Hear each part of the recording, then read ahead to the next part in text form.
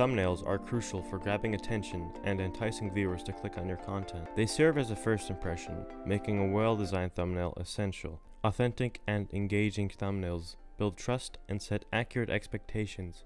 Studies show that effective thumbnails can significantly increase your content click-through rate. It is important to understand that there are different types or categories of thumbnails. Mainly, there are 12 types of thumbnails for YouTube.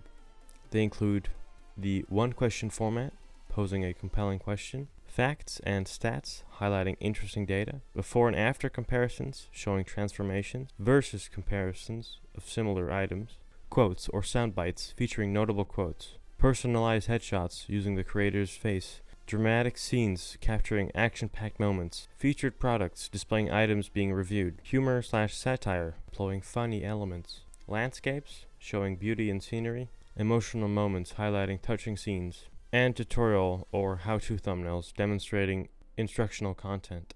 In order to create quick, free, and easy thumbnails, I will be showing you how to create them using Canva. For this tutorial, I will be making a featured thumbnail product along with a landscape thumbnail as a template for this tutorial. After finding the Canva website, this is what you will see. While your screen may be different from mine, the principles are the same. Now you're going to select Presentations and create a blank. While we won't be making a presentation, the dimensions of the presentation board are relatively similar to those of the thumbnail that YouTube allows. To start, we're going to be creating a product review thumbnail. Depending on if you're going to be using your own photos, you can either download from online or import your own photos to your computer. After you've done this, take the photo of the product and go to this website. In your search bar, search remove.bg. This website helps you remove backgrounds of images.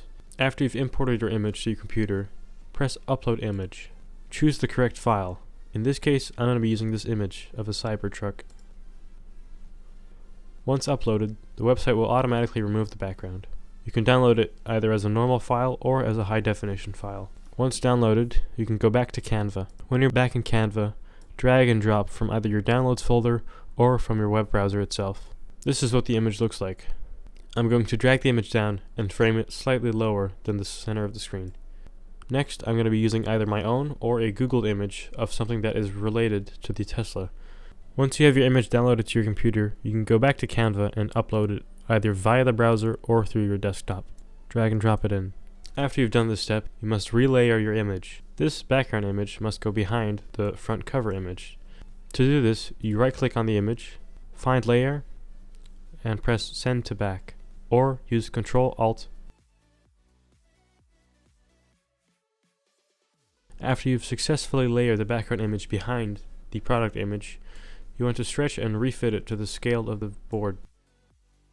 Now, grab your product and scale it. When creating this, keep in mind that people on YouTube will only see a small thumbnail box and will not see the image in full detail. This makes it easier, as we will not have to focus on high details for the thumbnail and only need a rough draft. To add slightly more realism, I'm going to add a shadow beneath the Cybertruck. Move over to Elements and search Shadow. After searching Shadow, under Graphics, you can see many different shadow options. Keep in mind, some of these are only available using Pro. For this tutorial, however, I will be using the free shadow option.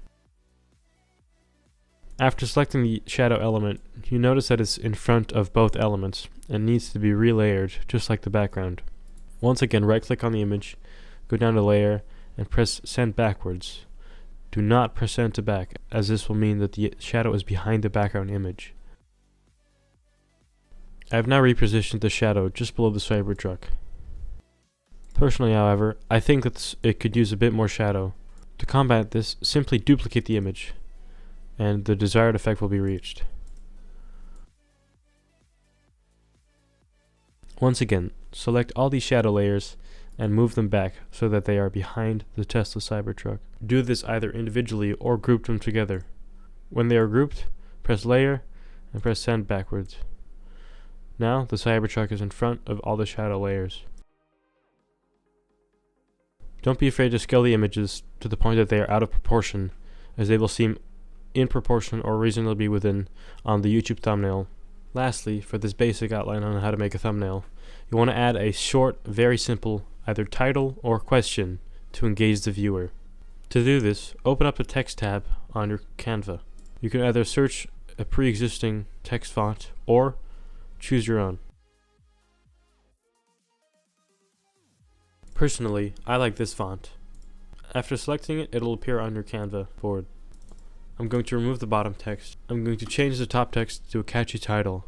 After doing so, I want to resize and recolor this. You can scale it up or down using the plus and minus button in the top left of the screen. Change the alignment by pressing the alignment button. After choosing a preferred color, try this simple trick to increase your thumbnail's quality. Select the image of the object itself. Press bring forward. This simple trick allows the text to appear behind the actual object, as if it is in 3D space. Once again, small adjustments can be made at any time during the thumbnail making. When you view the thumbnail, you can see that the text itself might be tricky to read. A trick I like to use is by adding another effect behind the text to increase the contrast of the text with what's behind it. Similarly to the shadow, I'm going to go back to elements. I'm going to once again use a shadow element to create a starker contrast. After selecting the shadow, place the shadow above the text that requires more contrast. Right-click on the shadow element, go to Layer, and press Send Back. Repeat this until the layer is behind the text. This effect doesn't need to be drastic, but only a slight bit can enhance the text drastically. You're now complete. This is a basic tutorial for how to create a product review. Now, I'm going to do the same, but create one for a travel vlog. Either import your own or find an image online of a landscape you want to use for your thumbnail. I'm going to be using Iceland as an example for a thumbnail. This I will use as my background. Rescale the image so that it fits perfectly across the canvas. Depending on the type of thumbnail you're wanting to get, you can choose to either show more landscape and less sky, or show more sky and less landscape. In this case, I'm going to be showing more landscape as opposed to sky. Once again, similarly to the previous thumbnail, I'm going to be using the Elements tab and searching for white shadow. After finding a shadow you like, import it into the image by pressing on it. Some of these elements, like this one, when selected, show an extra color tab above. When clicking on this color tab, you can change the color of the element itself. Once again, I'm going to be using white. White doesn't have to be used, as it only depends on the contrast color of the image behind. In this case, the background is dark, which means I want a white and more vibrant foreground element. Personally, I don't like how strong and stark this contrast is of the white as opposed to the background. Go up here to the Transparency tab and select it. With the slider, move up or down depending on how transparent you want the image to be. I'm going to copy this image multiple times, making sure to have some slight overlap to create a rectangular shape. After copying it numerous times, you can create a slight mist effect. I'm going to be moving this mist effect slightly to the left to still reveal the waterfall. After this, go back to your text tab and select. In this case, I'm going to be creating my own text. Press on Add a Text Box. Write your title. Rescale to get a rough idea. Up on the left, there's a tab titled Font. Select this tab. As I mentioned previously, I prefer to use a more italicized style text for landscapes.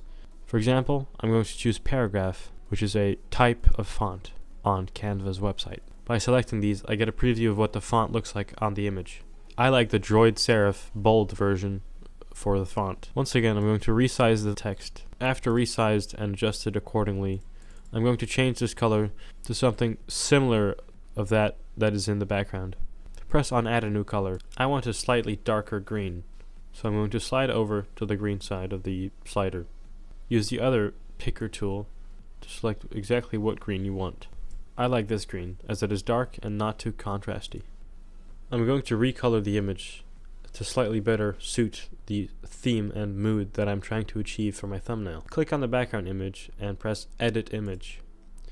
Another window will pop open. It will have 3 tabs for Effects, Adjustments, and Cropping. I'm going to go back to the Effects tab and scroll till I find Filters. These are pre-made filters by Canva themselves, and I often find that there are more than enough to perfectly suit your video mood. Now that I've found a suitable filter for this image, I'm going to once again tweak and resize the Iceland font.